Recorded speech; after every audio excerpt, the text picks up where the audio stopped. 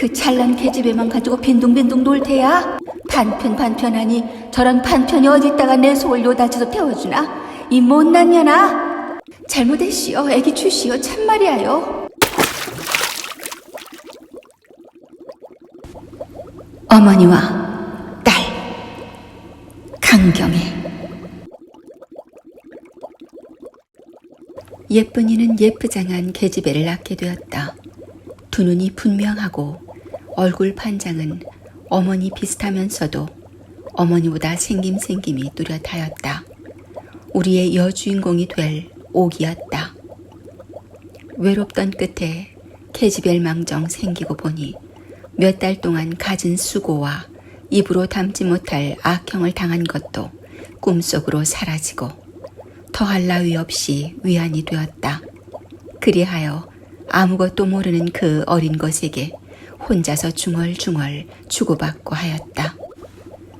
주옥의 어머니가 혹간 지나가는 기척이 귓결에 들리면 벼락같이 문이 열렸다. 그 찰난 계집애만 가지고 빈둥빈둥 놀 테야? 평생 말할 때에도 탈싹도 못하는 판에 긁어 닥치는 듯한 큰 소리에 금방 무슨 편이라도 나는 듯 싶었다.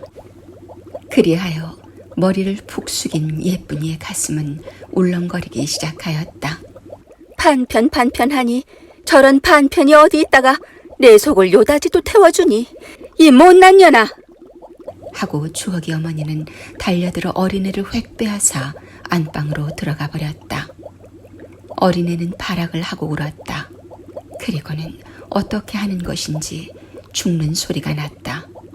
울음 마디마디가 예쁜이의 뼈끝마다 새어드는 듯 가슴이 찢어지는 듯 하였다. 그녀는 더 참을 수 없어 벌컥 일어나 방안을 빙빙 쏘다니다가 두 눈이 벌개져서 안방으로 건너갔다. 눈치를 챈 주옥 어머니는 앞질러 딱 막아서서 노려보았다. 잘못했습니다. 내 애기 주시오. 참말이야요. 그녀의 눈은 애처롭게 타올랐다. 주옥 어머니는 일종의 통쾌감을 느끼며 무엇을 그리 잘못했단 말이냐?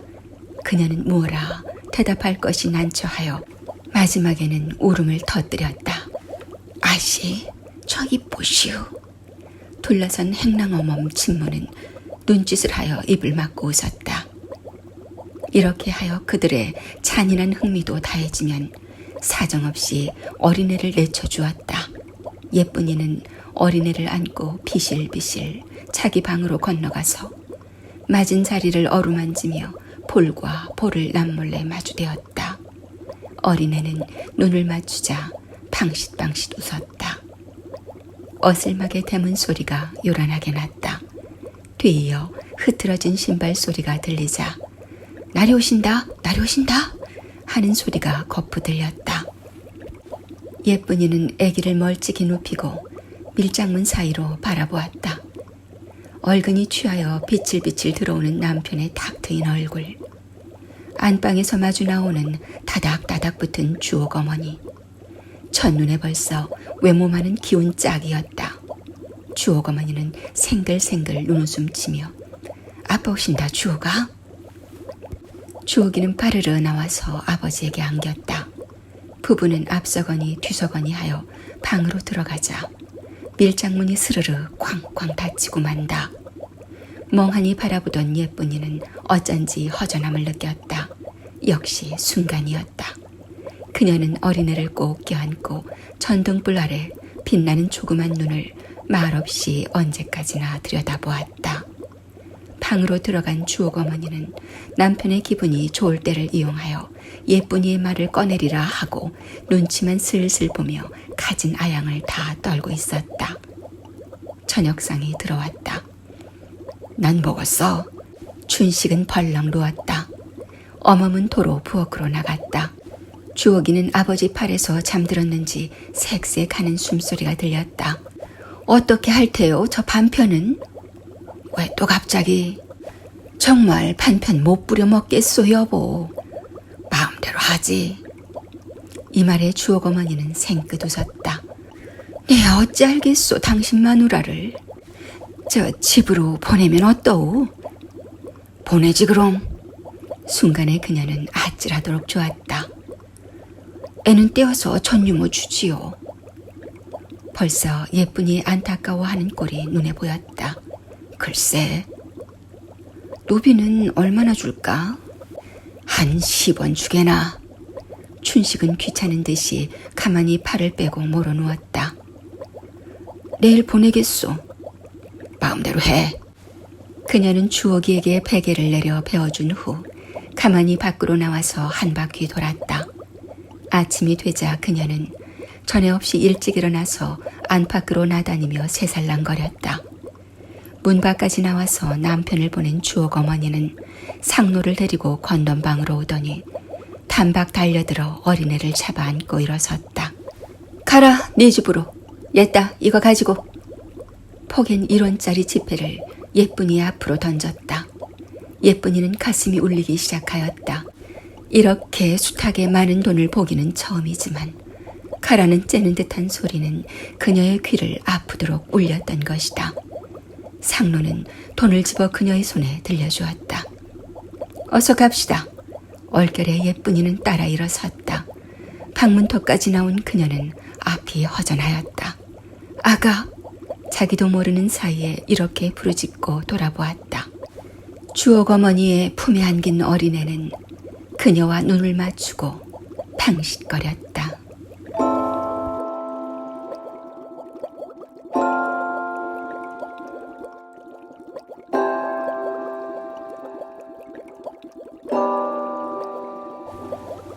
남편 춘식이는 낮에는 어느 회사 사장으로 출근하고 밤이 되면 기생아씨들에게 둘러싸여 밤새우는 것이 거의 일과가 되다시피 하였다.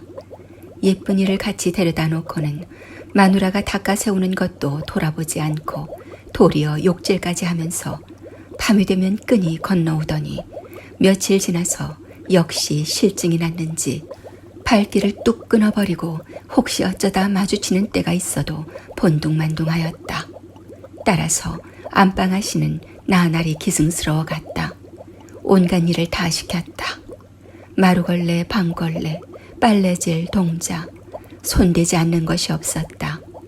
오히려 괴로우라고 시키는 것이 예쁜이에게는 갑갑하지 않고 십상 좋게 생각되었다.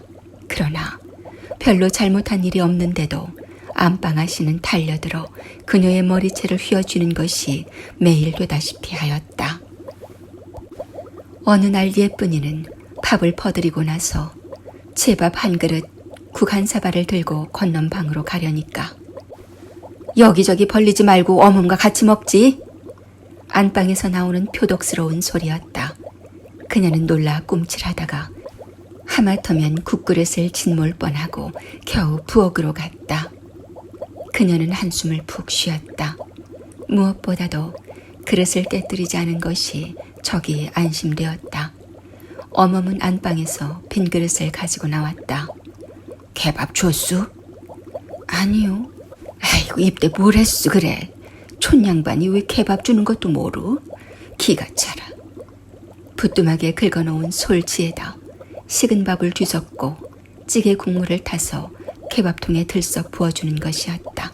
에스 부르니 새까만 강아지가 꼬리를 저으며 달려들어 처럭처럭 먹기 시작하였다. 그녀는 속으로 애수는 뭘까? 곰둥이? 복술이란 개 이름을 그렇게 부르나? 어쩐지 S라는 이름이 서먹서먹하여 다정한 맛이 없었다. 그녀는 멍하니 서서 개 주둥이 속으로 차츰차츰 없어져가는 허리가 길쭉길쭉한 하얀 바바를 보았다. 사명절 때나 아버지 생일이라야만 먹는 줄 알았던 하얀 이 밥을 이 집에서는 개한테까지 먹인다 생각할 때 문득 떠오른 것은 아버지의 피가 흐르던 손이었다. 어느 날 아버지는 벼를 베시다가 엄지손가락을 벤 것이었다. 빨간 피가 죽죽 흐르는 것을 예쁜이가 달려가서 제 옷고름 끝을 잘라 처매들였다. 피는 점점 더 흘러 옷에 묻고 벼이삭에까지 발려도 아버지는 탐스러운 벼이삭에 끌려 아픈 것도 아무것도 모르시는 것 같았다. 6~7월 햇빛 속에도 구슬땀을 흘리시며 만지고 또 만져서 키워놓은 쌀알. 비가 안 오면 안 온다고 걱정, 너무 오면 온다고 걱정. 한시 한초를 마음 놓지 못하고 키운 눈물, 땀, 피의 결정인 이 쌀알을 아버지는 만져보지도 못하고 지주와 빗장이에게 홀랑 빼앗기고 마는 것이었다.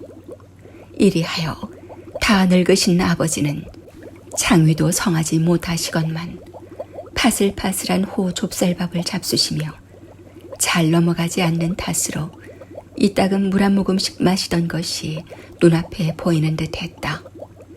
그녀의 얼굴에 눈물이 흘렀다. 남몰래 눈물을 씻고 나서 다시 개밥을 보았다. 그것은 어김없는 아버지가 애써 지어놓은 쌀밥이었다. 만일 아버지가 저 쌀밥을 보시게 되면 얼마나 아끼실 쌀알이랴. 얼마나 대견할 쌀알이랴. 그러나 이 집에서는 아까운 것도 귀한 것도 모르는 모양이었다. 그녀는 이 집안 사람들이 자기와는 딴 나라 사람들 같이 생각되었다. 그런 사람들과 한솥밥을 먹고 한 집에서 살다가는 결국 기가 막혀 죽을 것 같았다. 어멈은 말똥이 쳐다보다가 밥 먹어. 개 먹는 것이 아깝소 그래? 그녀는 어멈을 돌아보며 밥상을 보자 가슴이 멍청해지며 먹고 싶은 생각이 없고 도리어 끔찍해 보였다. 주옥이가 토닥토닥 나왔다. 나 물. 그녀는 주옥이를 볼 때마다 세인이가 그리워졌다. 따라서 귀여운 마음으로 주옥이를 보았다. 그녀는 떠놓은 물을 주옥의 입에 대어주었다. 싫어? 안에서는 찬물 줘라. 그녀는 수돗물을 뽑아서 주옥의 입에다 대어주었다. 주옥은 꿀꺽꿀꺽 물을 마시고 나서 예쁜이를 말똥말똥 쳐다보았다. 예쁜이는 빙긋이 웃었다. 그러자 어린 주옥은 벼란간 찰싹하고 예쁜이의 따귀를 갈겼다. 반편, 가야. 네 집으로 가야. 하고 침을 탁 뱉고 나서 방으로 들어가 무엇이라고 종알종알 하는 소리가 들렸다. 그리고 잇따라 하하 웃는 소리가 들렸다. 어멈도 너무한다 어린 계집애가 이런 생각을 하며 숟갈을 넣고 일어났다. 살아 뭘 해요? 어린애한테 그런 모욕을 받고. 귓말로 중얼거리는 것이었다. 예쁜이는 골치가 우석하며 전신의 열이 머리로 치 떠밀어 올리는 것 같았다. 눈을 푹 내려감고 찬물을 벌떡벌떡 들이켰다. 행랑어멈은 발빠르게 안방으로 냉큼 들어갔다. 예쁜이는 어멈의 사라지는 뒷골을 바라보며 벌썩 주저앉았다. 못 가요. 난 못 가요. 처음으로 내는 요란스러운 목소리였다. 모두가 눈이 둥그레질 뿐이었다. 주옥 어머니는 오목한 눈이 한층 더 옴숙해졌다. 이년, 이 오라질년 어디 못 가나 보자. 염첩시 왜 우리 딸 가져가겠다니? 이년아 글쎄? 침을 탁 뱉으며 안팡지게 노려보았다.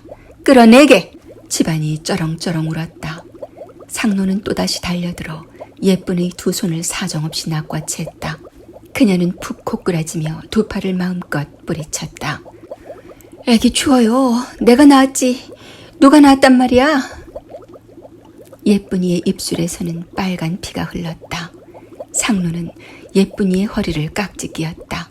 그때였다. 페란간 대문이 활짝 열렸다. 키가 들어 꽂은 듯한 험상스럽게 생긴 한 사나이가 번개같이 달려들어 상노를 잡아 낚아채 팽개쳤다. 둘러섰던 계집들은 악하고 뿔뿔이 도망질 쳤다. 사나이는 예쁜이 앞에 딱 막아섰다. 그녀는 어리둥절하여 고개를 푹 숙였다가 상노를 밟아치운 데 눈이 뜨였다. 예쁜이는 최후 용기를 다해 그를 쳐다보았다. 점점 뚜렷이 나타나는 이 사나이. 예쁜이의 눈은 찢어질 듯이 둥그레졌다. 둘째야. 나는 듯이 일어나 그의 가슴 속에 자기의 흐트러진 머리를 푹 파묻었다. 예쁘나. 두멍깨 같은 그의 시커먼 손이 그녀의 어깨를 돌아가 꽉 껴안았다. 잊지 않았구나. 따르르 하는 소리가 들렸다. 예쁜이는 머리를 번쩍 들었다. 애기 데리고 와서 갑시다. 누가 올 테예요. 그는 다급히 부르짖었다. 그녀는 무슨 소리인지 바로 알아차렸다. 둘째는 단박 안방으로 뛰어들어 잡히는 대로 잡아낚아 챘다. 주옥어머니는 어디로 숨은 꼴이었다. 어린애는 아악 하고 울었다. 둘째는 어린애를 껴안고 밖으로 나왔다. 예쁜이는 어린애를 받아 안고 죽어 넘어진 상로놈을 건너서 허방지방 나왔다. 어디 가냐? 벼락 같은 소리와 함께 우중우중 들어선 경관들은 바짝 달려들어 항수의 족쇄로 둘째를 얽어 놓았다. 예쁜이는 기절해 넘어지고 말았다. 며칠 후 예쁜이는 경관들에게 호위되어 남대문 정거장까지 나왔다. 눈 딱 붉어진 형사가 차표를 사서 예쁜이의 손에 들려주었다. 그녀는 차표를 내던지고 난 못해요. 둘째를 놔줘요. 아무 죄 없는 사람이야요. 내가 상노를 죽였어요. 인연이 죽였어요. 가만히 있어. 둘째도 곧 보낼 테야. 예쁜이는 순사에게 대들었다. 참말이야요. 거짓말 마세요. 나는 혼자 안 가겠어요. 그녀는 팔싹 주저앉았다. 순사가 달려들어 그녀를 일으켰다. 이 꼴을 본 사람들의 눈이 모두 예쁜이에게로 쏠렸다. 차가 미끄러져 들어왔다. 꿀이 묶어 시듯한 사람의 물결이 흔들기 시작하였다. 예쁜이는 차 안으로 끌려왔다. 차가 움직였다. 순간 예쁜이는 정신이 벌쩍 들었다. 그녀는 아기를 마룻바닥에 팽개치고 미친 듯이 창밖으로 달려갔다. 둘째야, 둘째! 소리를 치고 뛰어내리려 하였다. 사람들은 그녀를 꼭 붙잡았다.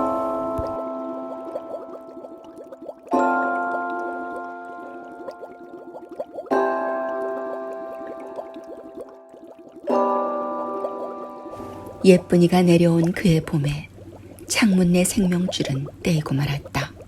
몇 식구의 살아갈 길은 가볍게 떨어지는 말 한마디로 하루아침에 캄캄하게 되었다. 창문이는 딸이 내려온 것, 더구나 준 이태 동안에 가진 고생 당한 이야기를 듣고 치밀어 오르는 분을 억제하기가 힘들었으나 그러나 밥줄이 무서워서 꼼짝 못하고 꿀떡꿀떡 삼키고 있었던 것이다. 양같이 순하던 그는 며칠을 밤새운 끝에 맹호 같은 기세로 이를 떠나지 않을 수가 없었다. 그의 눈앞에는 아들, 딸, 늙은 마누라도 보이지 않고 다만 원수인 이춘식이만이 딱 막아섰다. 그리하여 그는 어떤 날 새벽에 아내를 가만히 흔들어 깨웠다. 어디 잠깐 다녀오겠네. 어디를 가셔요? 예쁜 어머니는 선뜻함을 느꼈다.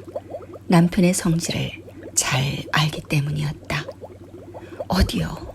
말씀하고 가시오. 그는 아내를 꾹 찔렀다. 애들 깨겠구만. 세인의 옆으로 가서 얼굴을 맞대보고 예쁜이를 어루만지며 한참이나 우두커니 앉았다가 벌컥 일어났다.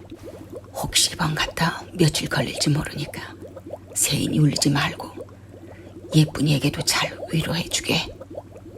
여기까지 말한 그는 앞이 캄캄함을 느꼈다. 그러나 꾹 참고 어둠 속으로 다름질 쳤다. 신발 소리가 멀어질수록 그녀의 가슴은 터지는 듯하였다. 남편이 다시 돌아오지 못할 것만 같았다. 다음 날부터 세 식구는 날마다 아버지를 기다렸으나 날이 가고 철이 바뀌어도 점점 막연하였다. 세인이는 눈만 뜨면 아버지를 부른다. 엄마, 오늘은 아버지 과자 사가지고 하도 여러 번 거짓말을 하다 보니 입이 썼다. 그러나 세인의 안타까워하는 꼴을 보고는 번번이 그래. 어머니는 한숨을 푹 쉬었다. 나중에는 세인이도 고지 듣지 않고 덮어놓고 어머니 손목을 잡아 끌고 나섰다. 아버지한테 가자. 아버지한테. 어머니는 모든 것을 단념하고 다음 날 세인의 손목을 잡고 나섰다. 야, 난 가겠다. 예쁜이가 부엌에서 나왔다. 어디? 견디겠니? 야 때문에.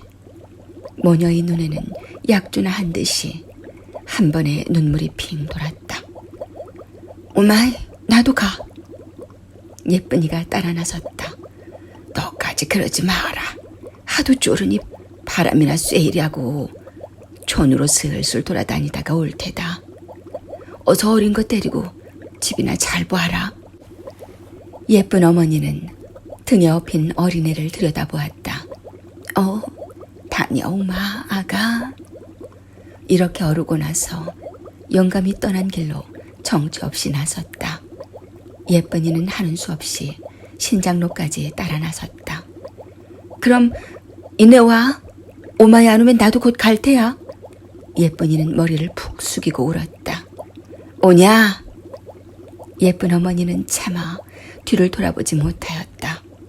무미뚱 같은 딸 하나를 남겨놓고 다시 오게 될지 말지한 길을 떠나는 어머니의 가슴은 무엇이라 형용할 수 없었다.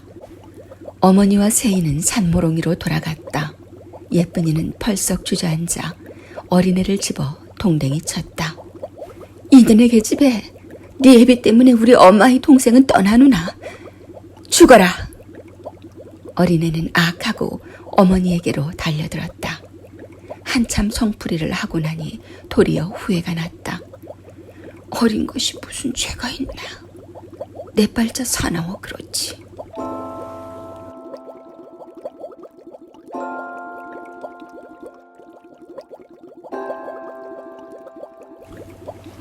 어머니가 떠난 지 며칠 몇 달이 지나도 아무 소식이 없었다. 거의 1년이 지난 후에 이러한 풍문이 돌았다. 예쁜 아버지가 춘식이를 죽이려다 못 죽이고 도리어 잡혀서 몇 달 후에 애통이 터져 죽었다는 것. 어머니와 세인이도 이 소식을 듣고 한강에서 자살했다는 것이었다. 예쁜이는 그만 실신 상태에 빠졌다. 먹을 것 없고 입을 것 없는 데다 하늘같이 믿고 바라던 어머니와 세인이 돌아오기를 손꼽아 기다리던 희망조차 물거품이 되고 만 것이었다. 그녀는 담배를 배우고 술을 입에 대었다. 그리고 난봉가를 불렀다. 냄새를 맡은 사내 놈들은 숙회처럼 밤낮을 가리지 않고 달려들었다. 여보세요. 이리 와 앉으세요. 처음 보는 사내에게도 탁탁 메어 달려 손을 잡아 끌었다. 술 사줘요. 술 아니면 나 못 살아요. 그녀의 눈은 가느다랗게 되는 것이었다. 그러다가 그녀는 사내를 얻게 되었다. 그 통에 몇 놈이 저마다 주먹 단판을 하는 바람에 개딱지 같은 집이 몇 번이나 무너질 뻔하였다. 그러나 그중 힘센 매질꾼으로 호남 김명구가 이기고 말았다. 어머니를 빼앗긴 이제 4살 된 어린 아기는 윗방 구석에서 해종일 혼자서 놀다가는 안타깝게 어머니가 그리워서 샘문 사이로 고개를 갸웃하고 엄마. 어머니는 사내놈의 무릎 위에 올라앉아 갖은 아양을 다 피우다가 이 계집애 가만히 있으라 소리를 냅다 치는 바람에 어린애는 눈을 꼭 감고 숨어버렸다. 예쁜이는 사내를 얻으면서부터 아기는 윗목 구석에서 혼자 자게 하였다. 밤중에 한 번씩이라도 깨보면 고양이가 나드는 윗방이 무서웠다. 그리하여 눈을 꼭 감고 이불을 치덮어도 여전히 무서웠다.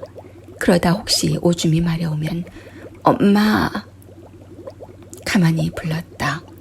이마 끝에 땀이 쪽 흘렀다.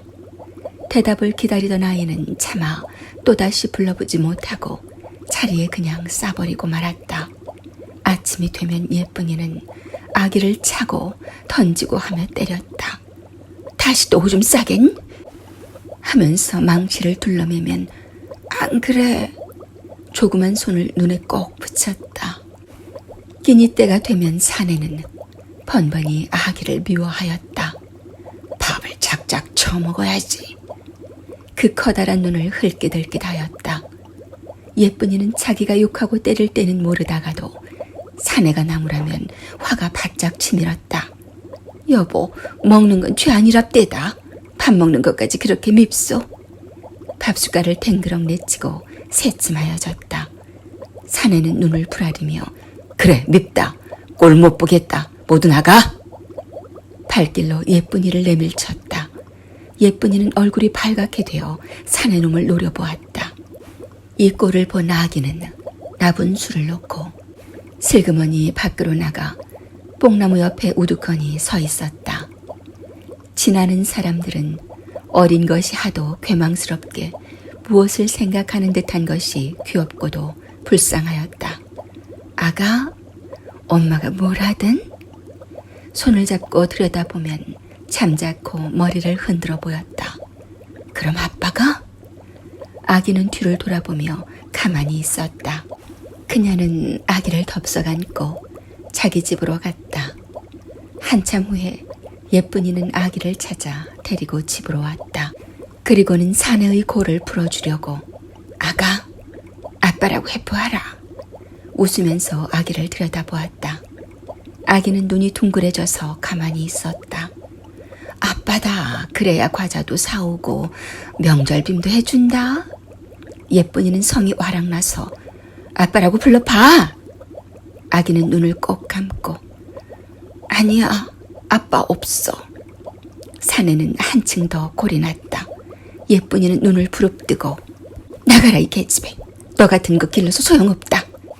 사내가 할 말을 미리 앞질러서 그의 입을 막으려는 것이었다. 사내는 흥하고 머리를 외롭고 왔다. 예쁜이는 아기를 내밀쳤다. 나가라 이 개집애.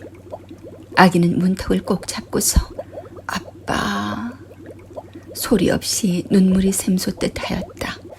아비라는 소리 듣기 힘들다. 사내는 씩 돌아앉았다. 예쁜이는 웃으며 아직 철없으니까 그렇지요.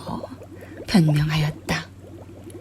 이렇게 사내와 딸 사이로 다리를 놓다가도 결국은 명구와 예쁜이는 갈라지고야 말았다. 예쁜이는 밥 먹을 턱은 없고 하여 하는 수 없이 읍으로부터 몇 곡에 넘어가 무초리라는 곳에서 술 장사를 시작하였다. 이러는 사이에 아기는 10살이 되었다. 지금은 제법 물기로 밥을 곧잘 하였다. 그리하여 예쁜이는 술상이나 차리는 외에 양끼니 때는 내다보지도 않았다. 인물 고운 새 술장수가 났다더라. 소문이 나니 어딘 놈이 다 안 불려오는지 몰랐다. 그리하여 밤낮으로 장구 소리 그칠 사이가 없고 싸움하지 않는 날이 없었다. 예쁜이는 술만 취하면 둘러앉은 사내놈들에게 헛욕질을 퍼부어대며 보기 싫게 입을 벌리고 울었다.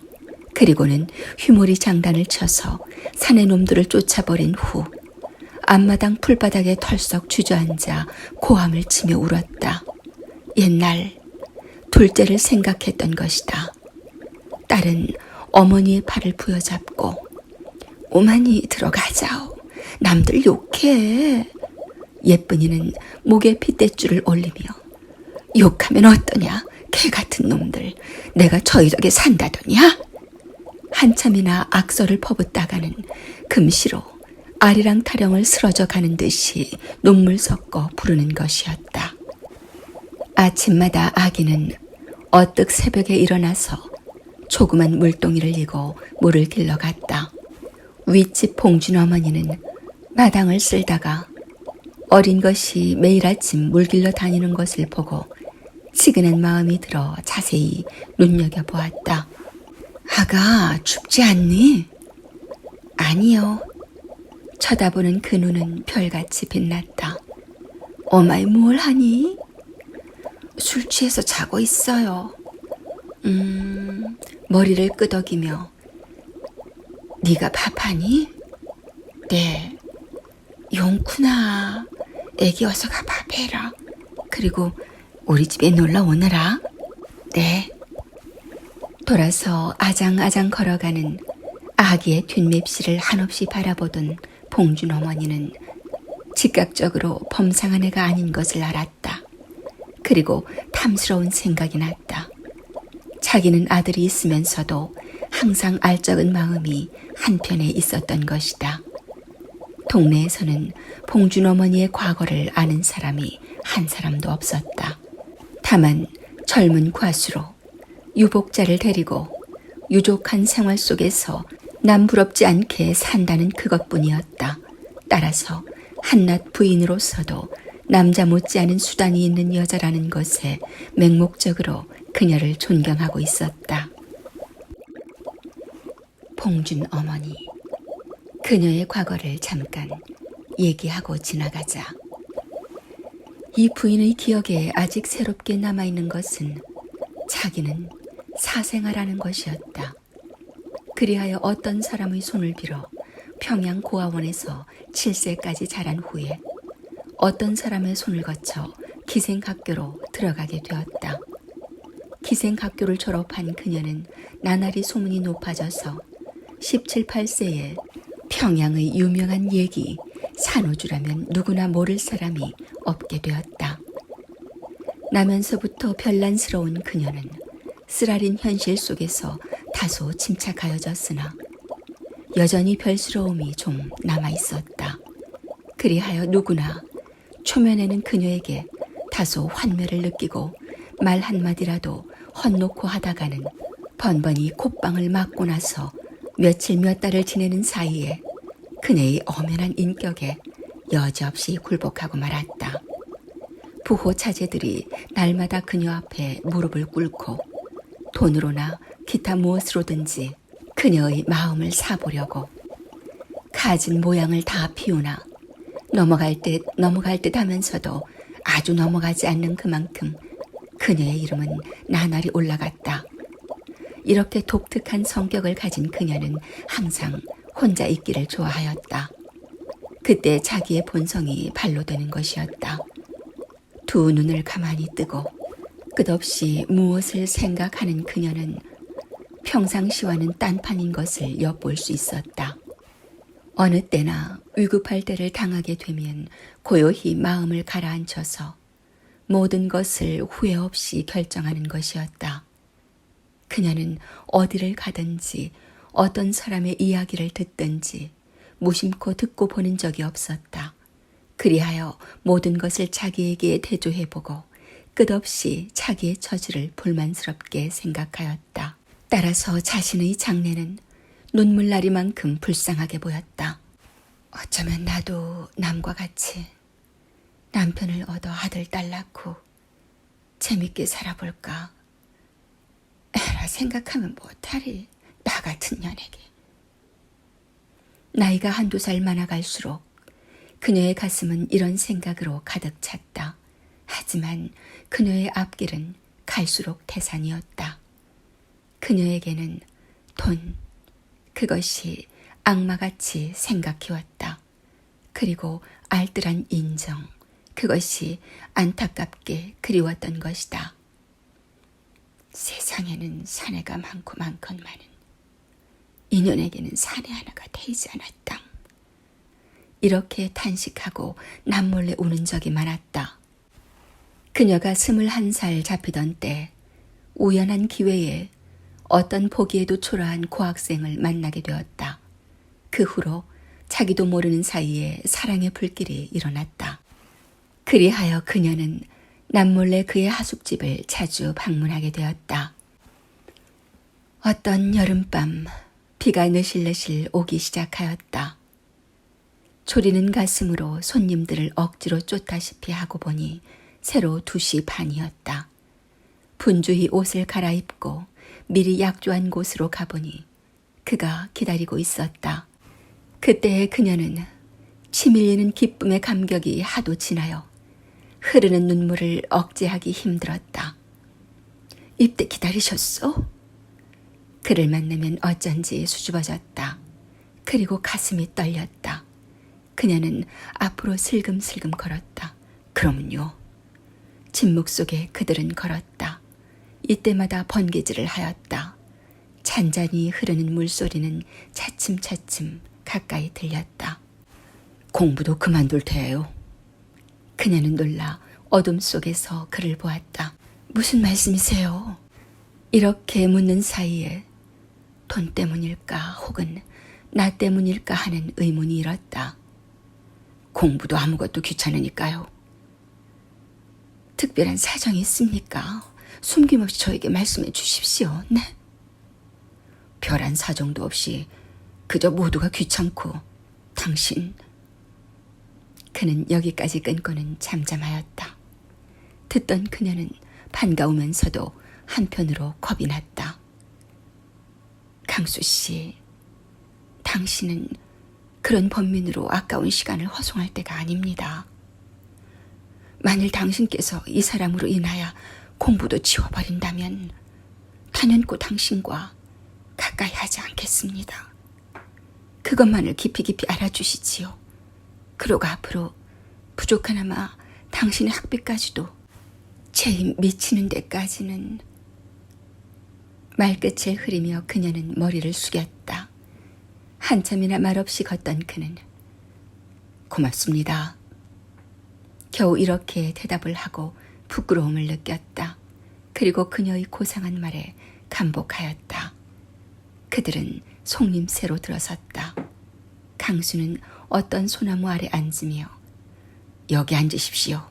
자기 양복 우쩌고리를 벗었다. 그녀는 분주히 도로 입히며 모두 낡은 옷입니다. 새 옷이라면 이까짓 옷 버리면 어떻습니까? 강수 옆에 걸터 앉았다. 불안간 강수는 그녀의 손을 꼭 잡고 나를 그렇게까지 사랑하십니까? 그녀는 잠잠히 그의 가슴에 머리를 파묻었다. 번개불이 번쩍했다. 이리하여 돌이라도 녹일 듯한 사랑이 계속될수록 반면에 산호주의 격렬한 후원은 강수의 용맹스러운 힘이 되었다. 하여 무사히 중학을 마치고 일본까지 건너가게 되었다. 애인을 보낸 산호주는 사내 놈들이 단련을 받다 못해 어떤 때는 매까지 맞는 때가 종종 있었지만도 모든 모욕을 남편을 위해 견디는 것이라 스스로 위로받으며 오히려 그들을 골라서 한 푼이라도 빼앗을 궁략만 하였다. 시간은 빠르다. 어느덧 형설의 공을 쌓아 그리운 고향으로 나온 강수는 평양 모 중등학교에 교편을 잡게 되었다. 그의 부모들이 중화로부터 아들의 뒤를 따라 평양 성내에 들어오자마자 혼사담이 바짝 일게 되었다.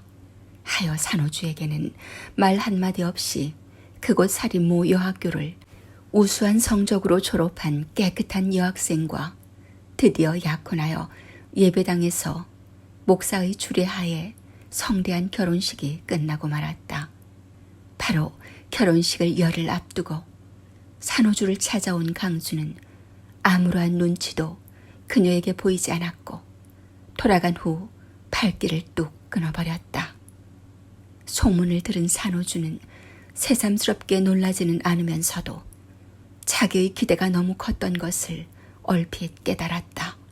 세상은 그런 것이다. 이 한마디로 5, 6년간 받은 자기의 상처를 눌러버리려 하였다. 그러나 용케 메워지지 않는 그 상처는 마침내 그녀로 하여금 벙어리라는 별명까지 듣게 하였다. 그녀는 손님 맞기를 싫어하고 불러도 가기를 싫어했다. 그저 방 안에 우두커니 앉아서 끝없는 침묵 속에 별 신기면통한 공상도 못하면서 꽁하니 앉아 있었다. 어떤 날 그녀는 모란봉 위에 올라 시원한 바람을 쐬었다. 잔잔히 흐르는 대동강물, 다정히 모여 앉은 능라도 숲을도 그저 그럴 뿐 그녀에게 특별한 아름다움과 흥미를 주지 못하였다. 그녀는 자기 스스로도 이상히 생각하였다. 이것이야말로 실현의 쓴맛인가? 무엇 때문에 내가 이럴까? 강수 때문에. 딱히 강수 때문인 것 같지는 않았다. 어쩐지 자기 가슴 속에 열이란 하나도 없어지고 차디찬 송장같이 생각되었다. 그러면 세상을 버릴까 하는 최후까지 마음을 키워보았으나 그다지 염증나게 세상이 싫지도 않았다. 그저 그만하였다. 몇 사람의 지나치는 신발 소리도 들었으나 돌아보지 않았다. 한참 이러한 생각으로 시간을 보낸 그녀가 발길을 돌렸을 때 앞을 딱 막아선 사람이 있었다. 얼른 쳐다보니 강수였다. 한참 동안 강수를 쏘아본 그녀는 말없이 발길을 옮겼다. 산호주, 잠깐만 기다리오. 그녀는 우뚝 섰다. 발갛게 상기된 그의 얼굴은 느긋느긋함이 돌았다. 산호주는 머리를 돌렸다. 바짝 다가선 강수는 한번 집까지 가려는 중에 잘 만났습니다. 네. 그녀는 머리를 끄덕이며 주춤 물러났다. 시근시근하는 그의 숨소리가 불쾌했던 것이다. 용서하여 주시겠소? 물론 영리한 당신인 것만큼 이번 일에 대하여는 관서할 것으로 믿습니다마는 네, 용서하시지요. 환경이 나로 하여금 그리 만들었소마는 그러나 당신만은 내가 잊을 수가 있소. 우두커니 서서 듣고 있던 그녀는 그렇겠소. 용서하시지요. 나는 믿습니다. 더 할 말 없지요? 그녀는 다시 돌아섰다. 그리고 천천히 내려왔다. 그녀를 멍하니 바라보던 강수는 소리를 빽 질렀다. 산호주! 그녀가 돌아보았다. 전과 같이 나를 사랑하겠소? 안 하겠소? 사랑이란 말을 들을 때 그녀는 웃음이 칵 쓸어 나왔다. 그녀는 입을 틀어막고 한참이나 진토록 웃었다. 강수는 몸이 바짝 달아서 그새 다른 놈 붙인 것이로구나 하고 노려보았다. 웃는 것이 무엇보다도 불쾌했던 것이다. 산호주는 쓸쓸한 고웃음을 던지고 집으로 돌아왔다. 그 후 몇 번이나 지나치는 길가에서 혹은 요릿집에 불리어가서 강수를 만나게 되었다. 여전히 인사를 건네는 것뿐 아무 다른 눈치를 볼 수가 없었다. 그럴수록 강수는 행여나 하여 그녀의 뒷공무니를 따라본 때도 있으며 오밤중에 산호주가 자는 방문을 두드린 적이 많았다. 몇 달이 지나자 산호주는 자기가 홀몸이 아닌 것을 발견하였다. 그리하여 어떤 달 밝은 밤 소리도 인적도 없이 진절머리 나는 평양을 벗어나 이곳으로 오게 되었던 것이다. 우선 얌전한 집을 사고 논밭을 합하여 10여 마지기를 샀다. 그리고 대강 한 세간짜리를 마련하여 재미를 알아올 만한 때 해산을 하게 되었다. 그녀가 원하던 대로 아들을 낳았다. 처음으로 세상에 대한 애착심을 가지게 되었다. 어린 것을 안고 들여다볼수록 신기맹통스러웠다. 따라서 차디차던 그녀의 가슴은 차츰차츰 따스한 모성애로 녹아갔다. 어린 봉준이는 매일 달라갔다. 몇 달이 지나자 젖살이 포동포동 오르고 꽃송이 같은 입을 벌려 엄마 엄마 하였다. 빼빼 말라붙었던 그녀의 눈에서 감격에 넘치는 눈물이 볼을 적셨다. 봉준이가 자라날수록 그녀의 희망도 커져갔다. 하여 살림살이는 어쩌는 수가 없이 일감을 만들어가며 잠시도 놀지 않았다. 일꾼을 데리고 밭 몇 마지기를 손수 붙였다. 여름에는 농사 뒤치기에 눈꽃짬 없이 바쁘게 지냈다. 그러나 엄마 하는 소리만 들으면 어려운 줄 모르고 악하고 일을 하였다. 그러므로 동네에서도 이 부인을 흠모치 않는 사람이 없었다. 비록 농사하는 집일망정 깨끗하여 먼지를 볼 수 없으며 심지어 뜰 앞 구석에 박혀있는 돌 한 개라도 사람의 발뿌리에 채이지 않도록 바로 잡아놓는 일이며 항상 손뿌리에서 노는 호미, 괭이, 걸레, 비, 화로, 성냥갑, 바느질 그릇 등 암질러 잃어버리지 않고 급한 때 얼른 찾도록 교묘히 정돈해 두었다. 성냥 한 개비를 무단히 없애지 않고 실 한 바람도 유유하게 썼다. 하여 그녀의 가세가 매해 달라가는 사이에 봉주는 7살이 되었다.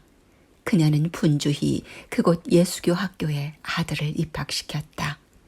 그 후부터 아침이면 봉준이는 책불을 들고 학교로 달아났다. 그녀는 말없이 아들의 뒷골을 물끄러미 바라보며 저것을 사람을 만들어 놔야 할 텐데 하고 생각할 때 어머니란 책임이 무겁고도 막연함을 깨달았다. 동네 새 술 장수집이 생긴 후로 잠잠하던 촌동네가 뒤숭숭하게 되었다. 어떤 사람은 내어 쫓자는 사람으로, 덮어놓고 욕질하는 사람으로, 한동안은 저녁이 되면 노친네와 젊은 부인네들이 그녀에게 문안 겸 부단히 모여들었다. 그녀는 언제나 말없는 웃음으로 그들을 대해주면서 밤낮으로 우는 예쁜이의 정형이 불쌍하였다. 그리고 그녀 앞으로 매일같이 지나다니는 예쁜이의 어린 딸은 연중에 탐스러웠다. 무엇보다도 꼭 담은 입술, 사려 깊은 듯한 눈은 장래가 있다는 것을 그녀로 하여금 상상케 하였다. 이런 생각이 들수록 예쁜이의 딸을 빼앗아오고 싶었다. 자기가 예쁜이보다 어머니로서의 모든 책임 이행이 낫다 해서 그런 것보다도 영업이 영업인 것만큼 그 어린 천진한 것에게 벌써부터 술 냄새와 사내 놈들의 꼴을 보이는 것이 자기 경험을 미루어 가엾은 생각이 들었던 것이다. 이리하여 그녀가 마당에 나왔다가도 아기만 뵈면 손짓을 하여 손목을 꼭 잡고 자기 집으로 데리고 가서 밥이든지 무엇이든지 먹여보내곤 하였다. 아기는 눈만 뜨면 봉준 어머니가 보고 싶었다. 언제나 고요히 웃는 눈, 항상 쓰다듬어주는 흰 손, 그리고 가늘고도 부드러운 그녀의 음성. 더구나 봉준의 고운 옷감을 끊어다 손수 만드는 것이 무엇보다도 아기의 눈에 띄었던 것이다. 아기는 가만히 자기 어머니를 생각해 보았다. 어머니는 구석구석이 때 묻은 옷을 내버려 두었다. 술이나 마시고 해종일 마시고는 사내 놈들이 무릎과 무릎 사이로 옮아다니는 꼴이었다. 아기는 울고 싶었다. 아니 남몰래 우는 때가 많았다. 쓰라린 현실로부터 그녀의 이지는 엉뚱하게 발달되었던 것이다. 아기는 틈만 있으면 봉준네 집으로 달려갔다. 아가, 밥 먹었니? 네. 더 먹지? 싫어요. 봉준이는 공부한다고 책을 벌려놓고 읽기도 하고 쓰기도 했다. 아기는 옆구리로 다가앉아 물끄러미 들여다보았다. 봉준 어머니는 아기도 공부하고 싶으니? 그녀는 머리를 푹 숙였다. 학교 가고 싶어? 손으로 아기의 머리를 쓰다듬었다. 그녀는 아기의 대답이 없음에 아마도 아직 공부가 무엇인지 모르니까 그러나 보다 생각하는데 아기의 눈물이 봉준 어머니의 손에 떨어졌다. 그녀는 놀라 아기를 들여다보았다. 어째 우니? 아기는 아무 대답이 없었다. 어머니한테 꾸지람 들었니? 봉준 어머니는 너무 안타까움에 아기의 목을 얼싸안고 들여다보았다. 봉준이도 멀거니 바라보았다. 아가, 말해라, 응? 학교 가고 싶어. 아기는 울음 섞어 말하였다. 순간에 봉준 어머니의 가슴은 쾅하고 내려앉음을 느꼈다. 오냐, 너도 물론 배우고 싶었을 테다.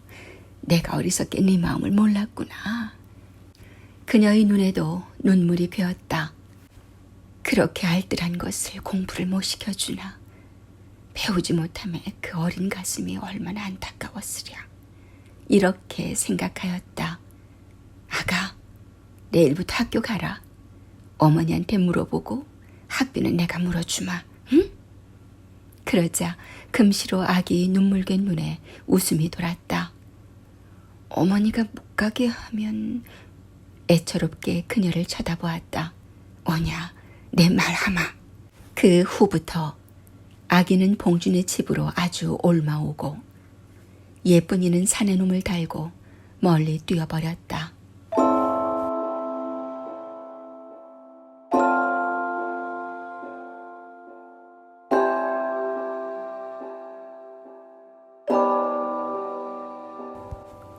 봉준 어머니는 아기의 이름을 옥이라고 지었다. 10여 살이나 먹도록 한낱 이름 없는 생명이었던 것이다. 봉준 어머니가 옥이를 데려다 놓고 가지각색 옷을 맵시 있게 꽃다대처럼 해서는 입히곤 하였다. 따라서 옥이도 나간 어머니 생각은 아주 잊어버리고 말았다. 그러나 이따금 봉준이가 툭 부러지게 가! 네 엄마한테로 가야! 이런 소리를 듣고 나면 어린 가슴이 찌르르 울리는 것이었다. 봉준 어머니는 봉준아, 나는 네 엄마 아니고 옥이 엄마다. 네가 나가라. 웃지도 않고 가만히 쳐다보면 아니야 엄마 하며 그녀에게로 와서 안기려는 것을 물리치면 봉준이는 눈물이 글썽글썽하며 잠잠하였다. 안 그러지 봉준아? 옥이도 이리온. 두 아이를 무릎 위에 올려놓고 옛날 영웅 이야기 같은 짤막한 동화를 들려주곤 하였다. 그런데 옥이가 14살 잡히고 봉준이가 11살 나던 해 가을, 어머니는 감기에 걸려 10여일을 꼿꼿이 앓은 결과로 아주 세상을 떠나게 되었다. 그녀는 마지막까지 봉준과 옥이의 손을 붙잡고 차마 눈을 감지 못한 채 가고 말았던 것이다. 바로 임종시에 애들의 선생인 김영철을 데려다 놓고 불쌍한 두 어린 것들의 장례를 부탁하였다. 피가 흐르는 듯한 어머니의 간절한 부탁으로 무거운 짐을 한 어깨에 짊어진 영철 선생은 그 둘이 아플 세라 혹은 공부를 잘 못할 세라 안팎으로 마음을 졸여가며 무럭무럭 자라나는 그들을 보고 기뻐하였다.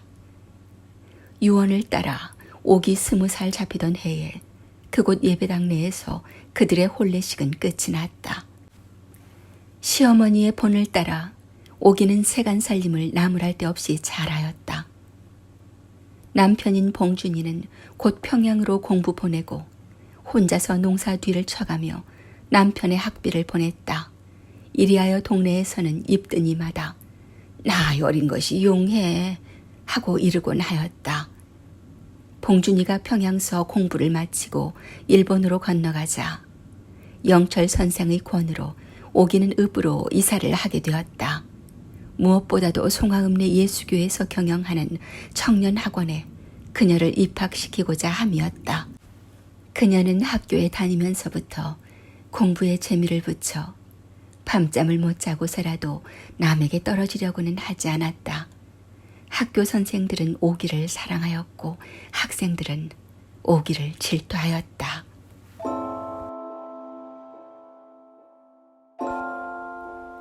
안녕하세요. 호박입니다. 이야기 끝까지 함께 해주셔서 고맙습니다. 또 놀러오세요.